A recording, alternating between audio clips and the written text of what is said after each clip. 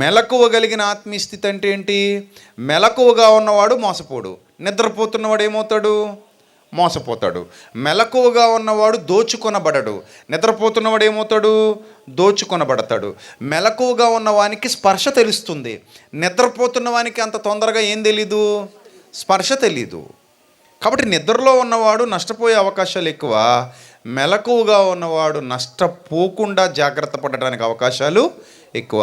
ఇప్పుడు మీరు పగటి సంబంధులా చీకటి సంబంధులా అనగానే అవును మేము అందరం పగటి సంబంధులమే, అప్పుడు నిద్రపోకూడదు. ఇప్పుడు నిద్రకి మెలకువగా ఉండడానికి చిన్న తేడా చెప్తాను మీకు. యోసేపు మెలకువగా ఉన్నాడు కాబట్టి పోతీఫరు భార్య వలలో పడలేదు. అది మెలకు అంటే.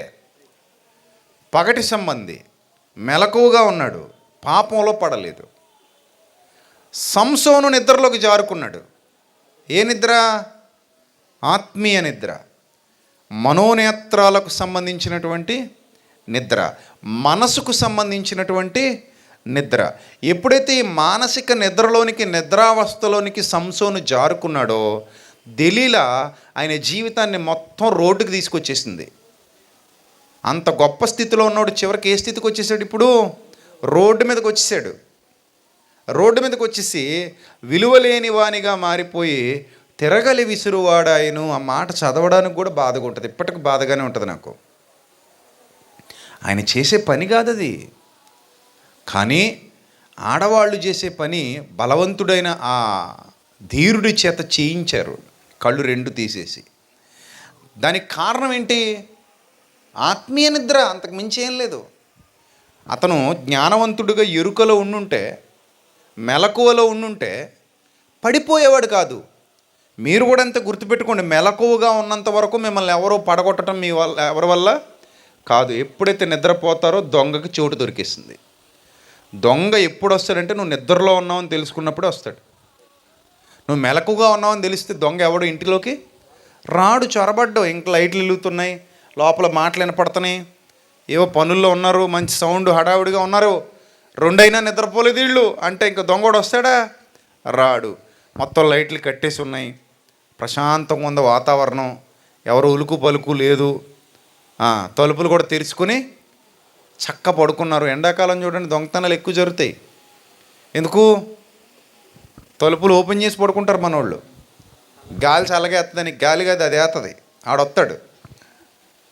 ఈ రోజుల్లో గాలి చల్లగేసి నొలక మంచాలు వేసుకుని బయట పడుకునే స్థితి కాదు ఇది. రోజులు మారిపోయినాయి. ఏది ఉంటే అది పట్టుకెళ్ళిపోతున్నారు దొంగోళ్ళు.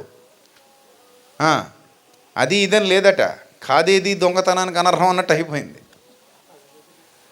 ఇదివరకు కాదేది కవితకి అనర్హం, ఇప్పుడు కాదేది దొంగతనానికి అనర్హం.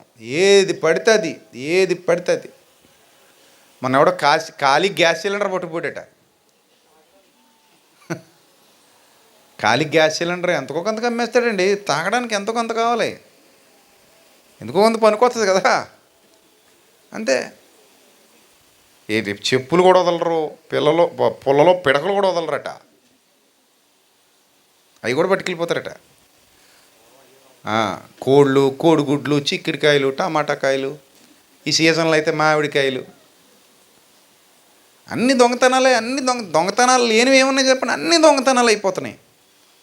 మరి ఇంతమంది దొంగలు ఉన్నప్పుడు మరి మెలుకుంటారా, నిద్రపోతారా? కదా, జాగ్రత్తగా ఉంటారు.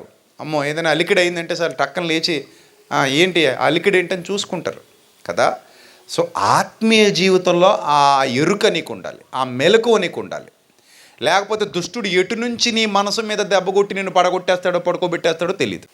రకరకాల ఎర్రలు వేస్తారు, నాకు పడతాయి ఎర్రలు, నీకు పడతాయి. ఎర్ర పడని ఆత్మీయ జీవితం ఉండదు ప్రియమైన దేవుని సంగమా, గుర్తుపెట్టుకో. వాడి వల ఎక్కడ నిన్ను పడగొట్టాలా, ఏం చేస్తే పడిపోతావు,